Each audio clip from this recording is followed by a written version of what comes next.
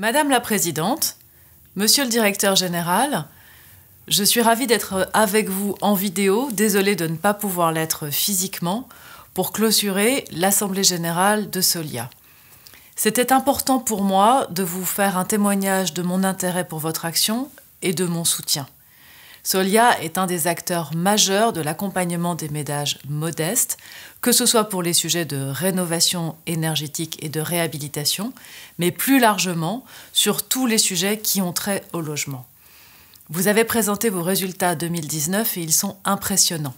En effet, vous avez accompagné 58 000 ménages dans leurs projets de rénovation énergétique, 38 000 ménages sur d'autres sujets, et globalement, depuis une dizaine d'années, ce sont 200 000 ménages qui ont été accompagnés avec l'ANA dans le cadre du programme Habiter mieux pour améliorer leurs conditions de vie. Pour moi, Solia, c'est un très haut niveau d'expertise, c'est une appréhension fine des situations particulières, c'est de la technicité au service de l'humain et c'est une présence territoriale forte de proximité. Et pour toutes ces raisons, vous êtes un partenaire majeur de l'action du ministère du Logement et de l'action du ministère de la Transition écologique. Comme vous le savez, nous lançons en ce moment le plan de relance. Dans ce plan de relance, 100 milliards d'euros en tout, un tiers sur les enjeux écologiques, 7,5 milliards d'euros sur le logement. Nous soutenons massivement la rénovation des bâtiments, en particulier la rénovation des logements, avec 2 milliards de plus sur MaPrimeRénov'. D'ailleurs, dans MaPrimeRénov', nous ouvrons une ligne d'aide à la maîtrise d'ouvrage. Et cette aide financière à la maîtrise d'ouvrage permettra aussi de déployer et de développer encore votre action au service de tous les ménages. Le plan de relance est aussi l'occasion de continuer à soutenir et développer le programme Action Cœur de Ville.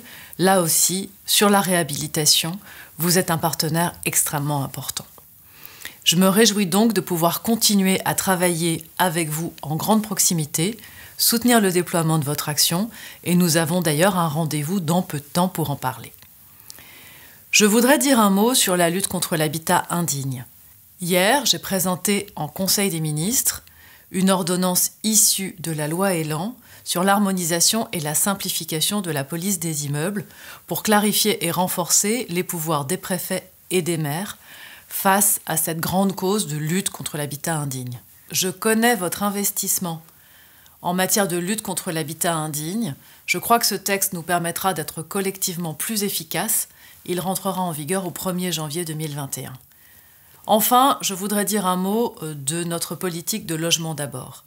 C'est une politique à laquelle je crois très profondément parce que les personnes à la rue ou les personnes en hébergement précaire ont, comme les autres, besoin d'accéder à un véritable logement.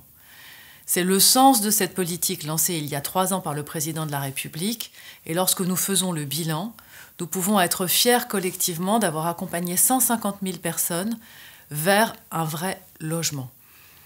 Nous devons continuer cet effort en multipliant le nombre de logements sociaux qui permettent cet accès, en développant les pensions de famille, les résidences sociales et en territorialisant au maximum cette politique.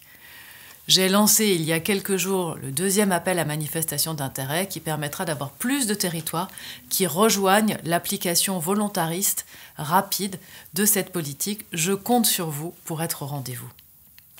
Voilà, nous avons beaucoup de sujets ensemble. Je crois que nous partageons des préoccupations communes de justice sociale, d'équité, d'accès à un logement de qualité pour tous les Français, y compris les plus modestes. Bravo pour votre action. Vous pouvez me compter parmi vous comme un soutien fort. Je vous remercie.